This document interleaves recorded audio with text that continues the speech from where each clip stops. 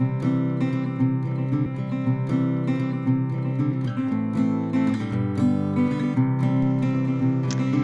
so excuse me. Okay, so my mom found this really cute, like, I guess sequins fabric. And it reminds me of Elsa, Frozen. So I was going to make my daughter like a little, like a little, I don't want to say cape, but you know what I mean, like for her to pretend she's Elsa to go along with the crown that I made. So, I was gonna show you guys how I'm gonna sew that. So, let me measure this for you and see how much it is, and let's get started.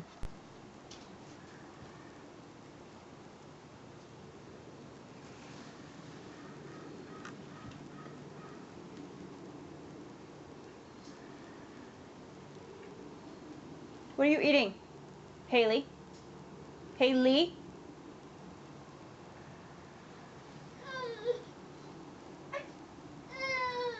So,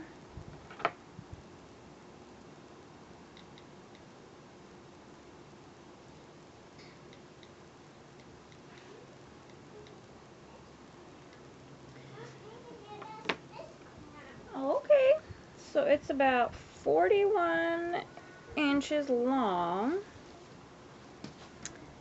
and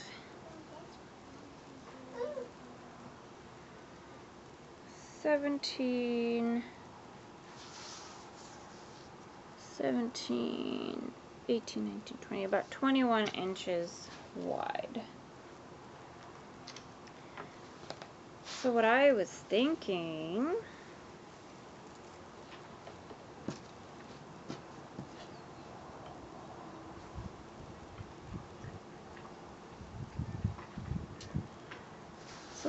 is just folding it over a couple times because it looks like it's already kind of folded for me on the ends, and I definitely want to sew that up so it doesn't fray. So I think if I fold it up about, what is that, an inch? Yeah, if I fold it in about an inch, I think we'd have a good start, and then I could just put ribbon in there and she can just tie it up. But I think I want to do it, I think I want to kind of do that so it's not so wide, you know what I mean? So let me pin it together and then I will show you guys how I did that. Okay, so what I've done so far is I've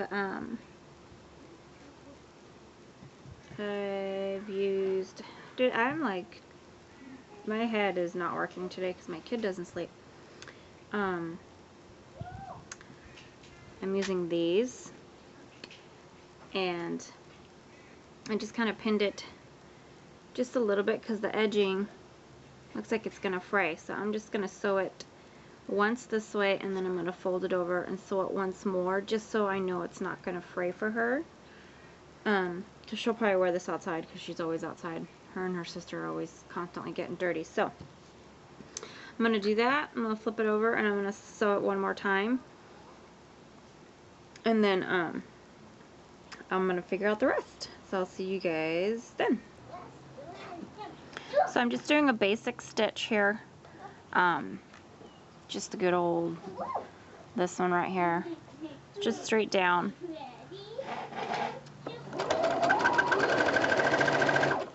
Nothing fancy. So I'm going to do that to both sides. Okay, so I sewed each side, and as you can see, it's still kind of, I don't like the way the edging is, so I'm going to fold it over one more time. And again, I'm no perfect sewer. This is just for my kids to play with. So I'm going to fold it over one more time just so it's kind of a cleaner look, and just pin it. And I'm going to do this to both sides. But I'm going to use a different stitch. I'm going to use a stitch on the edge so it stays put, because I don't want to iron this, because this looks like it would melt under an iron. So I'm going to fold it over, and I'm going to sew it on the edge here with a different stitch. So I'll show you guys that when I get there. Okay, so you can see that I did a different stitch on the edge here. So it just kind of keeps the edging from fraying real good. I ran out of yarn right there. So all the way like that. So I'm going to do the other side as well. I used this stitch right here, number 15. So I'm going to do that to this side, and then we'll figure out how to drape it over. Okay. Okay, so I did both sides, and I stitched them both that same stitch, that zigzag stitch, and then one side what I'm going to do is I'm going to fold it over and sew it so it also doesn't fray, but I'm going to have to do it in between these things because I don't think my needle's going to go through that, and if it does, it's just going to get all jacked up. So I'm just going to go down the middle of the circles just so it doesn't fray. Okay, so here's the deal with this material. It sucks. These little stickers or whatever this is on here is glued on. So when I accidentally go through a few of them, it makes my, I don't know if you could see that, it makes my needle like super grody. Like it gets this sticky stuff on it and then it stops sewing. So I'm at the point where I'm just like over it. So what I'm just gonna do, hi honey, what I'm just gonna do is I'm gonna somehow weave thin ribbon through here and cinch it up, and then somehow make it so it can tie around her neck. So it's a bummer, but oh well, I guess you gotta deal with what you gotta deal with. So I'm gonna do that, and then I'll show you guys how that turned out. So an FYI, this fabric, if you're gonna do some sort of lace or some sort of frozen shrug, shoulder shrug, or cape, or whatever you want to call it, don't use this because it's stupid. So let me get some ribbon and let me figure out how else to do this. Okay, so here's what I'm gonna do. I got myself a, I think this is a tapestry needle. It's one of those plastic needles. And then I got myself some 1/4 inch white yarn. So for what I did get to sew through, I really only missed, I didn't miss too much of it. So what I'm gonna do is I'm just gonna take my thin yarn here and just pull the yarn through. I'm going to do it all the way across, and then this is just how it's going to sew onto her. I'm going to sew it on my kid. It's been a few long days. Anyway, this is how she's going to tie it around her neck.